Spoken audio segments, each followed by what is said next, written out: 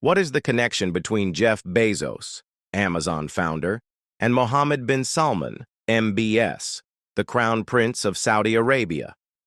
Bezos and MBS met in the U.S. when Saudi Arabia was trying to attract tech investments for its Vision 2030 plan. Amazon was exploring expansion in the region, and Saudi's Public Investment Fund, PIF, was investing in U.S. tech companies. In 2017, Amazon acquired Souq.com, a Dubai-based e-commerce giant, giving it a big footprint in Middle East.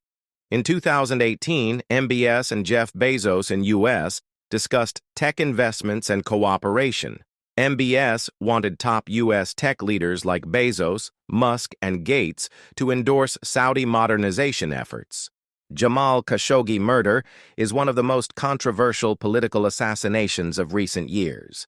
Jamal Khashoggi was a Saudi journalist, author, and Washington Post columnist who often criticized the Saudi government, especially Crown Prince Mohammed bin Salman, MBS. On October 2, 2018, Khashoggi entered the Saudi consulate in Istanbul, Turkey, to obtain documents for his planned marriage. He never came out. Turkish authorities revealed he was killed inside the consulate by a Saudi hit squad. His body was allegedly dismembered and never recovered. The murder caused global outrage.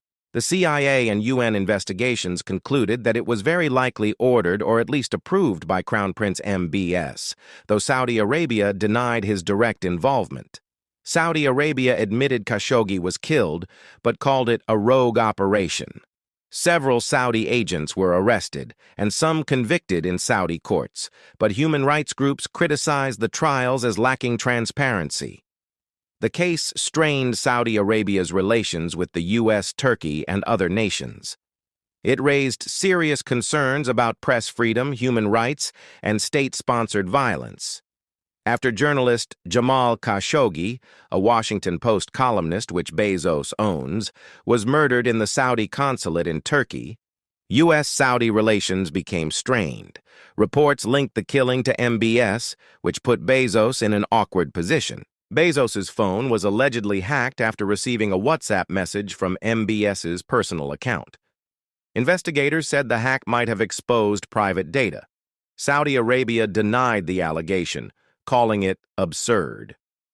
In May 2018, Bezos reportedly received a WhatsApp message from Mohammed bin Salman, the Saudi crown prince. The message contained a video file. When Bezos opened it, spyware was believed to have been injected into his phone.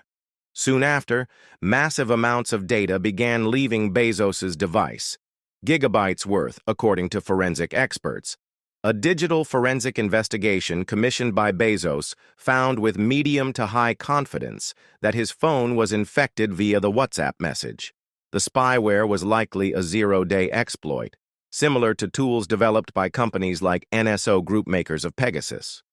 According to the UN investigators' report, the phone was allegedly compromised via a video file, MP4, sent from a WhatsApp account belonging to Saudi Crown Prince Mohammed bin Salman in May 2018. The video file, or its downloader, the software that handles the file, is claimed to have been malicious, carrying malware which triggered data extraction from Bezos's phone. FTI Consulting was hired by Bezos to examine his iPhone X. Their analysis reportedly concluded with medium to high confidence that unauthorized data began being exfiltrated within hours of receiving that video. There was what investigators called a massive and unprecedented exfiltration of data from the phone, continuing undetected for months.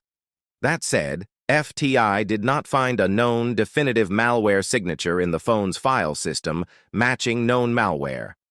The experts suggest Snowden-type or state-level spyware might have been used, possibly something like NSO Group's Pegasus or Hacking Team's Galileo or similar tools that can exploit vulnerabilities in apps to bypass detection. There is mention that Saud al-Qahtani, a Saudi official, may have procured or been connected with such tools. The UN Special Rapporteurs, including Agnes Callamard, David Kay, have called for an immediate investigation by US and other relevant authorities into the alleged hack. They say that if proven, the hack would violate international human rights principles, especially regarding freedom of expression, privacy, and due process. While the allegations are serious, there are several things that remain uncertain or disputed. No definitive malware sample or signature was publicly confirmed. That means while data flows and behavior were suspicious, and forensic analysis suggests compromise, they did not produce a smoking gun piece of malware that everyone agrees is the cause. Attribution, who exactly ordered or carried out the hack, is not proven. The report suggests possible involvement of the Crown Prince and links to Saudi government tools, but Saudi officials have denied the allegations. Timeline and exact mechanics, how the malware worked, whether Bezos needed to click on anything, what parts of his phone were accessed, etc., are not fully detailed publicly. In 2019, Bezos's private messages, including texts regarding his relationship with Lauren Sanchez, were published by the National Enquirer. This was the main reason of tension between Jeff Bezos and Mackenzie Bezos' Marshall life. Jeff Bezos and Mackenzie Scott, formerly Mackenzie Bezos, announced their divorce in January 2019 after 25 years of marriage. The main publicly known reason behind their separation was Bezos's extramarital relationship with former TV anchor Lauren Sanchez, which became widely reported around the time of the divorce announcement. However, both Bezos and Mackenzie described the split as amicable. Mackenzie later said they had a great partnership and that she looked forward to continuing as co-parents and friends. The divorce settlement was one of the largest in history, with Mackenzie receiving about 25% of their Amazon shares, worth roughly $36 billion at the time. Now the question raises, is WhatsApp can be hacked? Yes, WhatsApp can be hacked, but not in the way most people think. It's generally secure because it uses end-to-end encryption, meaning only the sender and receiver can read the messages. However, hackers or attackers can still gain access through other methods, such as, number 1, social engineering/phishing, tricking you into giving away your verification code or clicking a malicious link. Number 2, SIM swapping, hijacking your phone number by convincing your mobile carrier to transfer it to another SIM card. Number 3, malware/spyware, installing hidden apps on your phone that capture your chats and activity. Number 4, web session hijacking. If someone gains access to your computer where you're logged into WhatsApp web. Number 5, physical access. If someone gets your phone, they can install spyware or read your chats directly. So be careful. Thanks for watching.